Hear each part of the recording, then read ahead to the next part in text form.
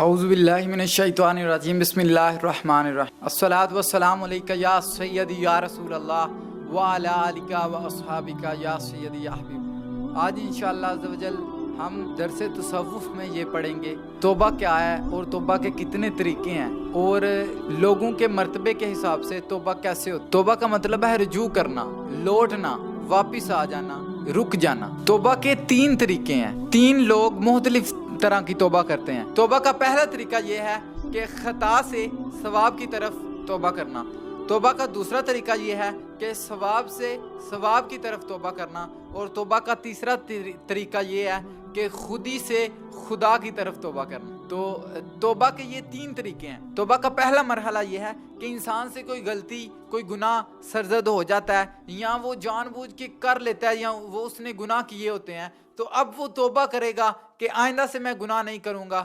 تو یہ توبہ کا پہلا طریقہ ہے، یہ توبہ کا پہلا مرحلہ ہے۔ تو جب کوئی بندہ توبہ کرتا ہے تمام گناہوں سے پچھلے اور آئندہ نہ کرنے کا عہد کرتا ہے، تو یہ توبہ ہوتی ہے، یہ رجوع کرتا ہے اللہ کی بارگاہ میں۔ یہ توبہ کا پہلا طریقہ ہے کہ بندہ کوئی توبہ کرتا ہے اور وہ اس زمرے میں آ جاتا ہے۔ ارشاد فرمایا تائب من الذنب کمن لا ذنب لہ، یعنی کہ وہ جب کوئی گناہوں سے توبہ کرتا ہے تو وہ ایسے ہے جیسے اس نے گناہ کیا ہی نہیں۔ تو یہ توبہ کا پہلا طریقہ ہے۔ جب کوئی بندہ توبہ کرتا ہے تو وہ اس پہلے طریقے پر توبہ کرتا ہے کہ میں تمام پچھلے گناہوں سے توبہ کرتا ہوں اور آئندہ سے گناہ نہ کرنے کا عہد بھی کرتا ہے۔ تو یہ توبہ کا پہلا طریقہ ہے۔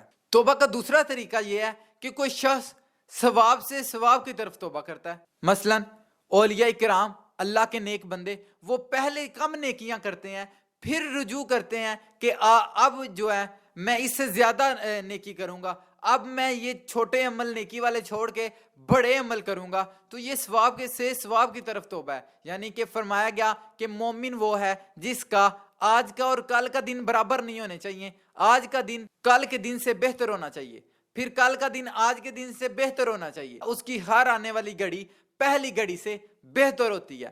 تو یہ ارشاد فرمایا گیا کہ توبہ کا دوسرا طریقہ یہ ہے کہ ثواب سے ثواب کی طرف توبہ کرنا، کہ چھوٹی موٹی غلطیاں بھی نہ رہیں اور مکمل طور پہ نیک کاموں سے اور زیادہ نیک کاموں کی طرف رجوع کرنا، اللہ تعالیٰ کی بارگاہ میں اور زیادہ دل لگا کر اور شوق سے اللہ تعالیٰ کی عبادت کرنا، یہ توبہ کا دوسرا طریقہ ہے۔ اور صوفیاء فرماتے ہیں کہ یہ جو عام لوگوں کی توبہ ہوتی ہے، جو عام لوگ توبہ کرتے ہیں، صوفیاء کے نزدیک، اہل اللہ کے نزدیک، اللہ والوں کے نزدیک یہ توبہ کوئی توبہ نہیں ہے۔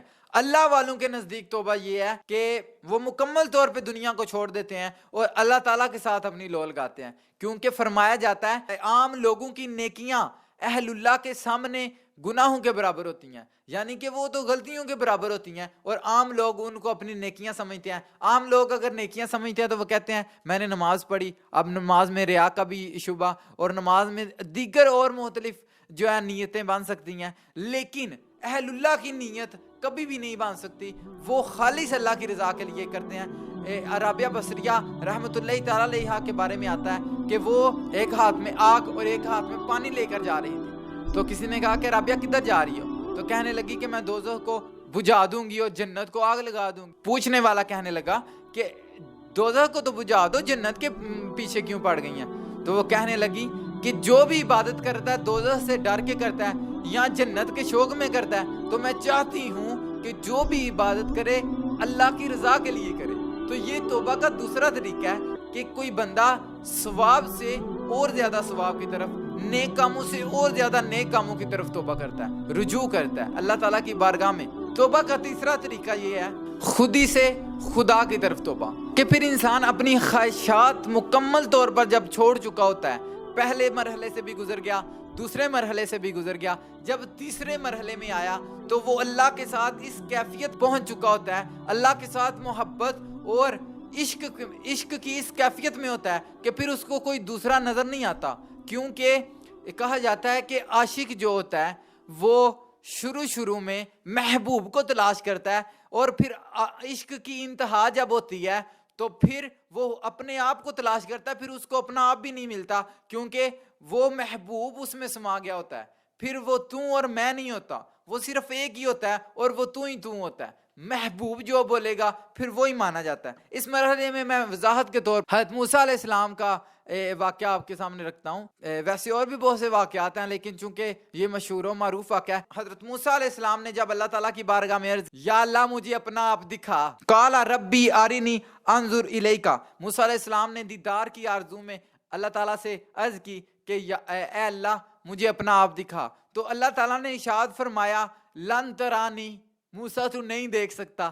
تو اس میں بتا دیا کہ تو نہیں دیکھ سکتا۔ اب موسیٰ علیہ السلام کی رضا یہ تھی کہ میں دیکھوں، اللہ کی رضا تھی کہ نہیں دیکھ سکتا۔ حضرت موسیٰ کی بھی خواہش ہوئی، حضرت موسیٰ نے کہا کہ میں نے دیکھنا ہے، ضد لگائی۔ تو پھر جب اللہ تعالیٰ نے اپنی تجلی کا پرتو حضرت موسیٰ کو دکھایا تو حضرت موسیٰ جب ہوش میں آئے اللہ رب العزت کی بارگاہ میں سب سے پہلے یہ عرض کرتے ہیں تبت الیک، مولا اے اللہ میں تیری بارگاہ میں رجوع کرتا ہوں۔ چونکہ حضرت موسیٰ نے بھی اپنی خواہش ظاہر کی کہ میں نے دیکھنا ہے، اللہ نے بولا نہیں دیکھنا۔